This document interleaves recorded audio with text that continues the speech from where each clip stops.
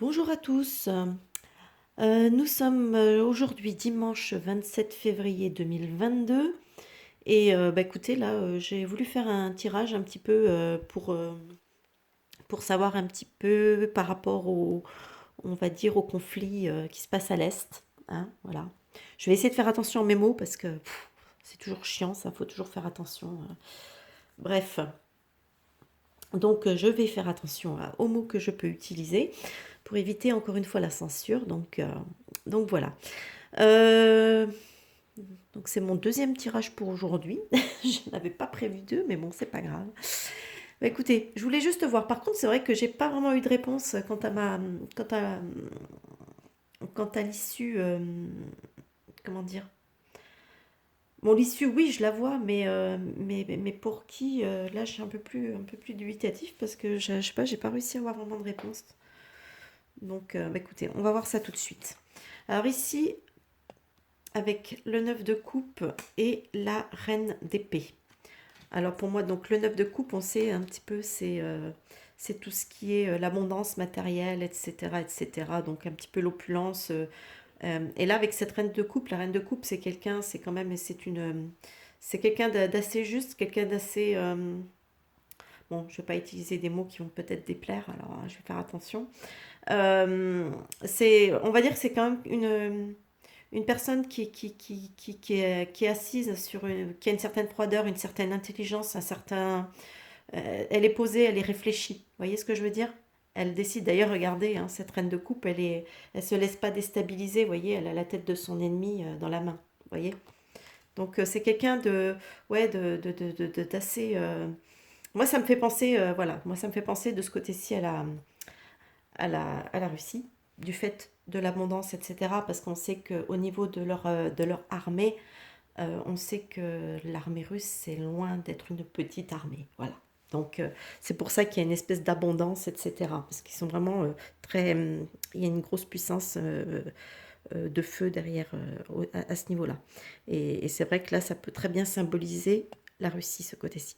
En face, en face, nous avons donc le 2 de bâton et la tempérance. Donc là, c'est la partie adverse, c'est le contre, etc. Ici, on voit, alors moi c'est marrant parce que quand on regarde un petit peu cette carte, on voit ici cet homme hein, qui regarde au loin, hein. Il est un peu à l'écart de tout, il assiste à une scène au loin et on voit dans sa main, je ne sais pas si on arrive à bien le voir ici, on voit qu'il tient le globe, d'accord? D'ailleurs ici, hop, regardez le nom de la carte, c'est Dominion. Oups. Euh, donc là, je pense que c'est en gros, c'est un mot, je pense parce que j'ai pas réussi à avoir la traduction parce que mon téléphone ne voulait pas marcher. donc, mais je pense que je suis pas très fortiche en anglais, mais je crois que ça doit vouloir dire un petit peu domination, etc. Donc, euh, donc voilà. Donc ici, hein, donc on est dans le contre. Ici, on a donc l'observateur, hein, celui qui observe un petit peu et qui a un petit peu le monde dans ses mains. Hein. Moi ici, ça me fait tout de suite penser à la partie à la partie adverse, hein, c'est-à-dire un petit peu. Pour moi, ça représente pas forcément l'Ukraine puisque c'est pas là. On a bien compris que quand on se positionne un petit peu, enfin quand on se renseigne un petit peu sur tout ça, qu'en fait le véritable opposant, c'est l'OTAN. Voilà. Et derrière l'OTAN, principalement, ce sont les États-Unis, donc bidon. Voilà. Donc en fait, c'est ça. Et ici, on a la tempérance. Hop là. La tempérance en général, la tempérance, elle va nous parler d'équilibre, elle va nous parler de communication, etc. Mais là, faut pas oublier qu'elle est dans le contre. Donc moi, j'ai comme tout de suite, ça m'a tout de suite, hum, comment dire, interpellée. C'est-à-dire qu'en fait, là, on voit tout de suite qu'on a d'entrée de jeu une mauvaise communication. Effectivement, il y a une mauvaise entente entre les deux côtés. Hein. La communication, elle n'est pas bonne, elle est brouillée, voire même, elle est peut-être. On voit bien il y a une certaine incitation d'un côté, par exemple, on voit très bien comme ici la France. Enfin, non, je ne vais pas dire la France, on va dire Macron. c'est plutôt lui, hein, parce que c'est lui qui agit en chef suprême de tout, sans demander l'avis à personne. Lui, voilà, tout de suite, il a tendance un petit peu à mettre de l'huile sur le feu en face par rapport à la Russie. Donc, ce qu'il ne comprend pas, c'est qu'on fera jamais le poids par rapport à la Russie. Mais ça, c'est pas grave. Dans sa folie, il est capable de tous nous entraîner. Donc voilà, donc en gros, les bases sont posées. On a d'un côté, pour moi, ici, la Russie, et de l'autre côté, on a l'OTAN et sa mauvaise communication. Si on peut parler de communication.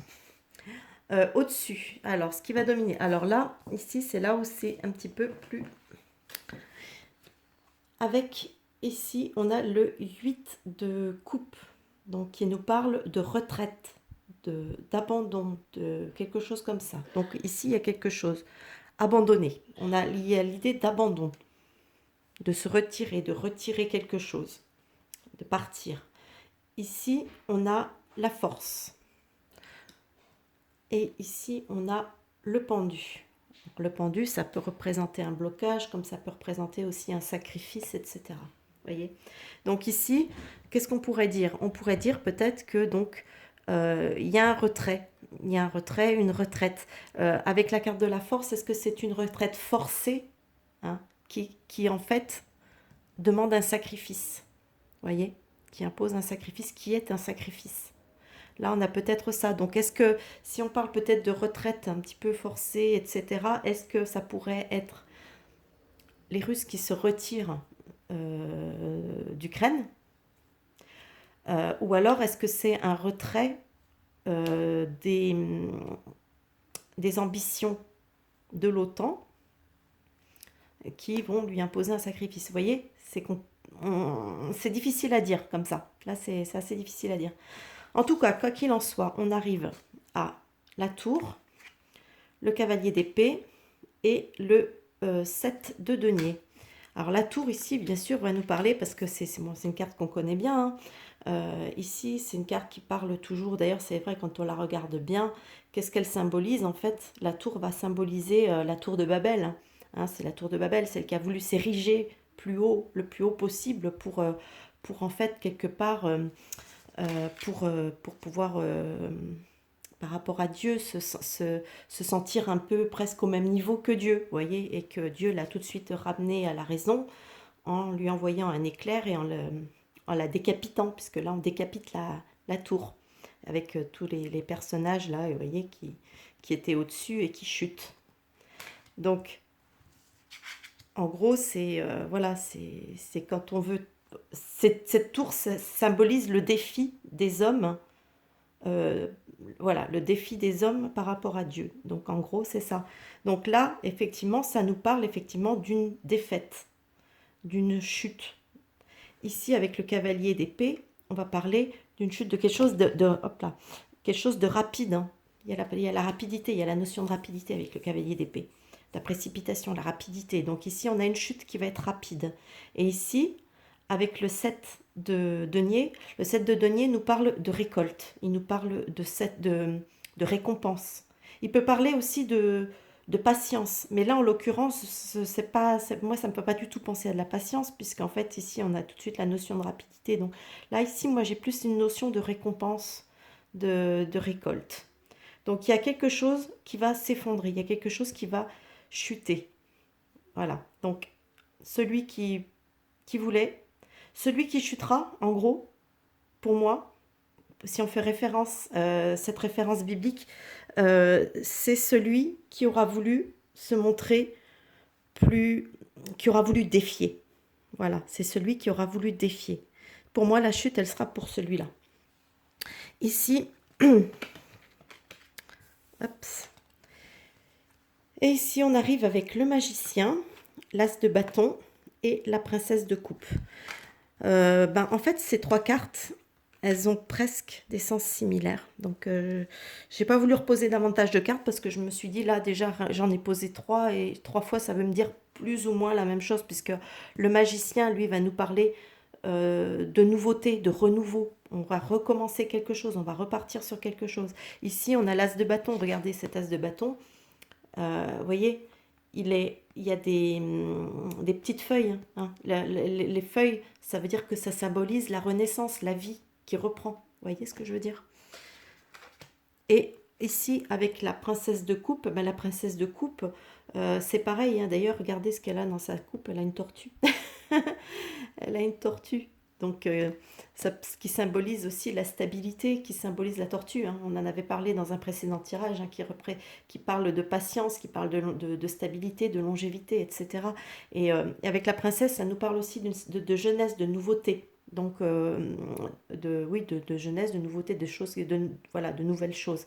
Donc, là, moi, ça me parle voilà, de renouveau, de nouveau départ. Après la chute de après la chute.